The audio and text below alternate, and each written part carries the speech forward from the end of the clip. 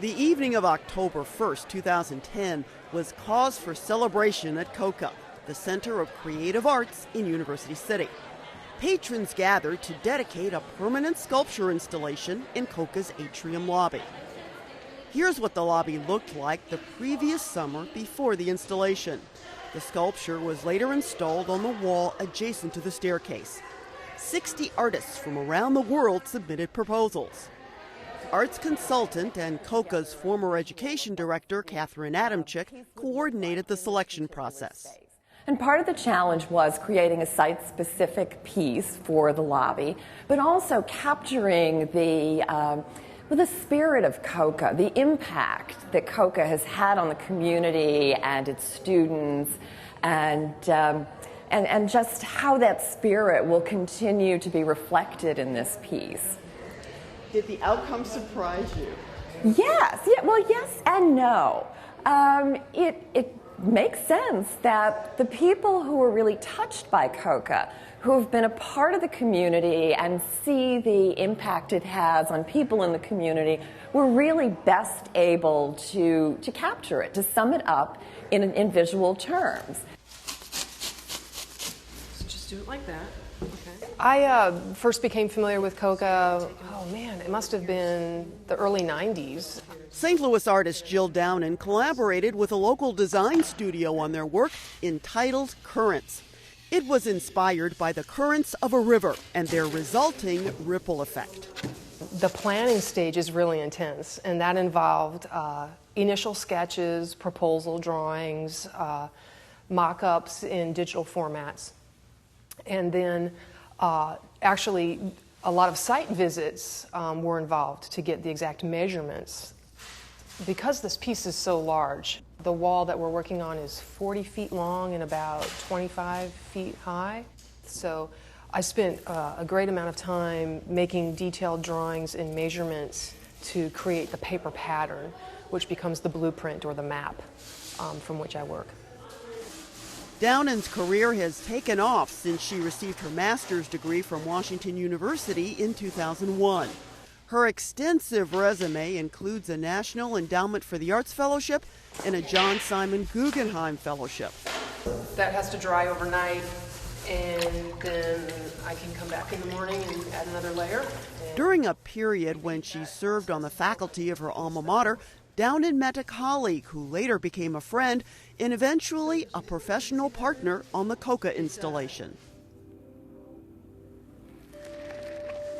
So what I'm trying to do here is to create a series of short ambient soundscapes that will be married to the lighting and the sculptural pieces in the COCA atrium. Musician and artist Ben Kaplan is founder of Act 3, a St. Louis design and strategy firm with a focus on telling stories. One of the things that I think makes this project interesting is the collaboration. Particularly somebody who is so enmeshed in the fine art world, i.e. Jill, and us, who kind of straddle the line between a design firm, but do a lot of different types of things that are all kind of story related, and so. For me, the collaboration between these two ways of looking at things, I think is really interesting. Yeah, like transition through this palette number 3. Kaplan's soundscapes will be merged with strips of LED lights programmed with a series of monochromatic color palettes. She's programming these in so you can kind of see the gradation from dark to light, so that when we go to program the lights, we'll have all of these things set, so it'll take a lot less time. That's like 4.5.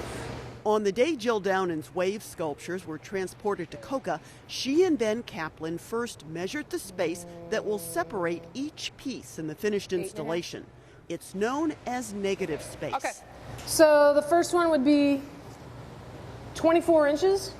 Things that look simple are often very complex. And I think of the negative space as kind of like the space between music notes. They're just as important as the notes, if not more. Right. So, yeah, I mean, there's a very musical and very liquid and organic feel to this, and this is the step where we want to get it exactly right. It takes a little while to kind of find that right balance, but you want the rhythm to create both kind of a calming feeling, but you also want a little bit of tension, and so finding the balance between calm and tension takes a little bit of work. And so, you can see it laid out on the floor, but once you get it up on the wall, it takes a little bit of finessing.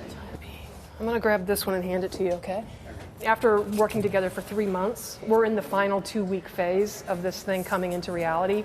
I think it's incredibly stimulating. I also think that creative collaborations are absolutely essential to a practice. The sculptural components of Currents were sprayed with a permanent adhesive and mounted onto wooden cleats.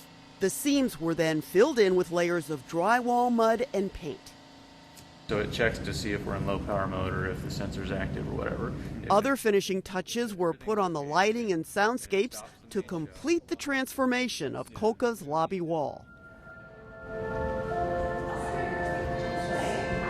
Currents is an interactive work.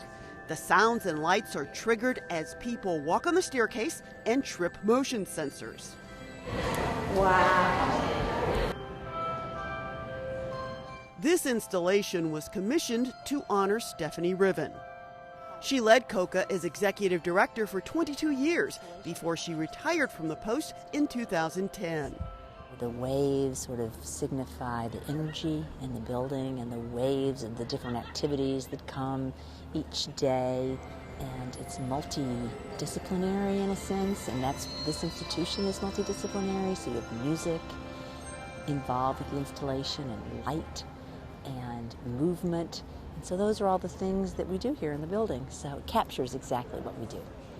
My reaction to seeing this was I immediately thought back to the very first pencil sketch that I saw and the conversations we had about the sound and the light and kind of saying, can we do that?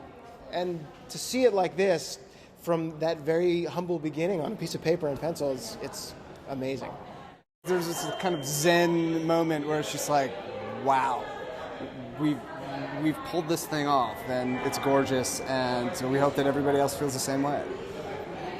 I just enjoyed looking and listening and absorbing it all in. Ditto. I mean, it just, the first time you see it, it kind of just makes you pause and everything goes really still for a moment, and it transports you. We're already starting to look for a second and third opportunity to collaborate, because I think we're just scratching the surface, I think, of what is possible between these two entities.